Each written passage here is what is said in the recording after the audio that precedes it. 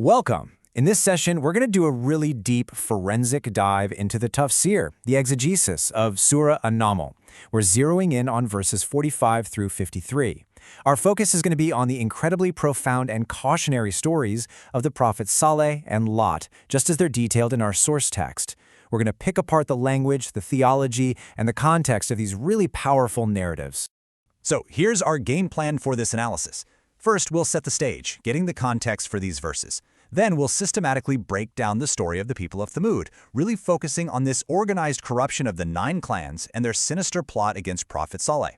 We're going to spend a good amount of time on this really complex theological idea of divine plotting, or Mach, as it's presented in the text. After that, we'll shift gears to the story of Prophet Lot and his people, looking at what their transgression was all about. And finally, we'll tie it all together with the major theological lessons and the timeless warnings these stories have for us. Okay, so let's jump right in. The source text kicks things off at verse 45 of Surah An-Naml. And you know, where these verses are placed is super important from a theological standpoint. They come right after this long, elaborate story of Prophet Solomon and the Queen of Sheba, a story that's just packed with themes of power, wisdom, and submission to God. So, this sudden shift in focus is completely intentional. It's a rhetorical move, taking us from a story of guidance being accepted to a really stark and cautionary look at disbelief, organized corruption, and what happens next. So, the text introduces us to Prophet Saleh, and as is the custom, he's sent to his own people, the tribe of Thamud. And right away, the central conflict just explodes onto the scene the moment he arrives. His message, which is pure monotheism, acts like a lightning rod, immediately splitting the community into 2 completely opposite groups, those who believe and those who fiercely reject the truth. And the text makes it clear, this wasn't a slow process, it happened instantly. And this verse, it's really the cornerstone for the whole narrative. It shows us a pattern you see over and over again in the stories of the prophets. The message of Tawhid, the absolute oneness of God, is never neutral. It's a divine challenge that forces people to make a choice, and it creates this immediate split in any society it touches.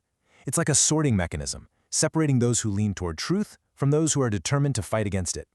The Arabic phrasing here is just so precise. The division is immediate, an instant result of the message. All right, now the tafsir really zooms in on the specific architects of all the corruption within Thamud's community. And the Quran is incredibly precise here. It doesn't just give a vague description of disbelief. No, it points a finger at a specific, organized, and even institutionalized source for the society's moral and spiritual decay. And what the source text shows us is that the downfall of Thamud wasn't some random accident or just a few bad apples. Not at all. It was actively and deliberately engineered by a specific, organized group. This was a structured, systematic opposition, and it was led by established and powerful figures in the city. The Quran actually gives us a number, 9. 9 clans. And the Arabic word that's used, rat, is really key here. It has big sociological meaning. It doesn't just mean a random group of guys. It suggests a band, a faction, a tight-knit unit of men. This tells us these were established, connected, and influential power blocks within the city. So the big takeaway here is crucial. We're not talking about 9 rogue individuals. We are dealing with 9 organized factions, probably powerful families or tribal leaders, whose entire reason for being was to systematically tear down the social, moral, and spiritual order. Their defining feature, as the Quran puts it, was their constant spreading of corruption and their flat-out refusal to consider any kind of reform. They were the polar opposite of the message of righteousness that Prophet Saleh was bringing. And this is where things take a really dark turn. The organized corruption of these 9 clans didn't just stay at the level of arguing ideas. It grew, like a cancer, into a direct, violent, and murderous conspiracy. And their target wasn't just the prophet himself, but his entire family. This is where the source text gets into the nitty-gritty, breaking down their plot piece by piece. And you can see this was no crime of passion or a spur-of-the-moment thing. The tafsir shows us a calculated, premeditated plot, sealed with a solemn oath and wrapped up in a carefully planned web of lies. I mean, just listen to this verse. It lays out their wicked plan in chilling detail.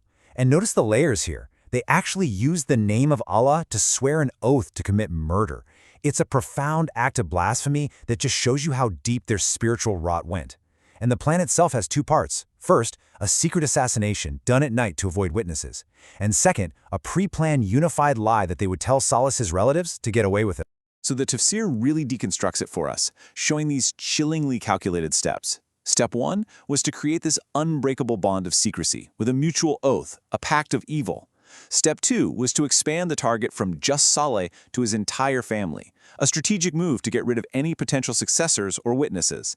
And the third and final step, the core of their escape plan, was to present a united front of denial to Saleh's legal heir, his Wali. They would pretend to be totally innocent, claiming to be truthful, when in reality, they were the murderers. Okay, now we get to a really pivotal and theologically deep moment in this story. The Quran, in its infinite wisdom, does something incredible here. It uses the exact same word, makr, to describe what the plotters did and what God did in response. And this deliberate choice of words is no accident. It's our key to understanding divine justice. And the source is really clear on this distinction, and it's so important to get. When the word makr is used for human beings, it always means something negative: deceit, treachery, a malicious plot. But when that same word is used for God, the meaning totally transforms. It refers to a perfect, just, and all-powerful counterplan. It's not deceit like humans do it, it's a divine strategy, a masterful plan that completely surrounds, neutralizes, and in the end, destroys the evil plans of men. This comparison is right at the heart of the whole argument in the tafsir. Think about it, the plot of the 9 clans. It's built on a weak foundation of darkness, secrecy, and lies. In total contrast, God's plan, his makr, is carried out from a position of absolute power, knowledge, and justice. Their goal was to spread corruption. God's goal was to establish truth and deliver justice. But here's the kicker, the part that really shows God's total power. God's plan was put into action while they perceived not. They were so busy with their own evil little scheme that they had absolutely no clue they were walking right into a much bigger divine plan that would wipe them out. And then, these verses deliver the stunning, inevitable conclusion. The Arabic is just so powerful in its symmetry. وَمَكَرُوا مَكْرًا وَمَكَرْنَا مَكْرًا. They plotted a plot, and we plotted a plot. It's like a perfect mirror, an action and a reaction. But the outcomes? They couldn't be more devastatingly different. Their complicated, blasphemous scheme was met by a divine plan that didn't just end them, but resulted in the complete and total annihilation of them and their people, all of them. Their plot wasn't just stopped, it was completely swallowed up by a plan that was infinitely greater and more powerful. All right, so the tafsir now pivots. We're shifting from the people of Thamud to the people of Sodom, the community of Prophet Lot. So here we get another case study, a different example of a society that has completely and defiantly rejected God's guidance. The focus moves from a conspiracy of violence and murder to a different, but just as destructive kind of moral and social corruption. In this section, the commentary really hones in on the specific sin of the people of Sodom, and the analysis goes beyond just the act itself. It digs into the context, the mindset, and the defiant attitude that went along with it. Prophet Lot's challenge to his people was direct and sharp. He didn't just question the morality of what they were doing, but their full awareness of the evil they were committing. So the tafsir basically asks us to think about this. What was it, specifically, about their transgression that made it so awful in the eyes of the text that it deserved a punishment of such catastrophic scale? Okay, so the source text highlights a few really key points here. The act is described with a powerful Arabic word al-fahisha, which isn't just a sin, but a grave, lewd abomination. But the tafsir points us to the phrase that comes after it, wa antum tubsirun, which means while you see or while you perceive. Now this detail changes everything. It tells us that their sin wasn't something done in private out of shame. No, it was a public, open, and defiant celebration of their transgression. It was a conscious and deliberate rejection of the natural order. And when Prophet Lot came to them with reason and guidance, what was their response? It wasn't to debate or reflect. It was a chilling, immediate demand to kick him and his followers out, to cleanse their city of the very presence of purity. So finally, after this deep dive into 2 different but related stories of destruction, the tafsir brings it all together to give us the ultimate theological takeaways. It connects the dots between conspiracy, corruption, divine justice, and societal collapse to show us the lessons that these historical accounts are meant to teach every generation that comes after. So the crucial point that tafsir is making is that these stories aren't just stories. They're like divine case studies in what happens when a society goes wrong. They establish a very clear principle. Societal collapse is not random. It's a direct and inevitable result of collective moral and spiritual corruption.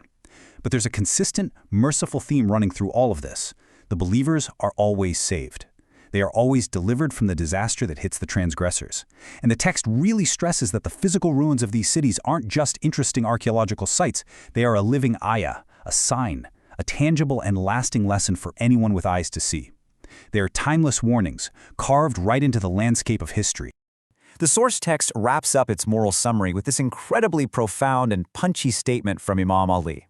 It perfectly sums up the core lesson from the stories of Thamud and Sodom. The disasters that happen to societies are not just random acts of fate. They are, when you get down to it, the natural and inevitable result, the bitter fruit that grows from the seeds of collective sin. And that leaves us with one last and maybe a little unsettling question to think about, a question that comes right out of the text. The Quran repeatedly tells us to look at the physical ruins of these destroyed civilizations, at their empty, silent homes, as a tangible lesson. So the tafsir forces us to ask ourselves, what warnings are those silent stones screaming out to us in our own time? In an age of incredible technology and social change, how do we make sure we aren't deaf to their warnings? How do we find the wisdom to read these signs and learn from the catastrophic fates of those who came before us?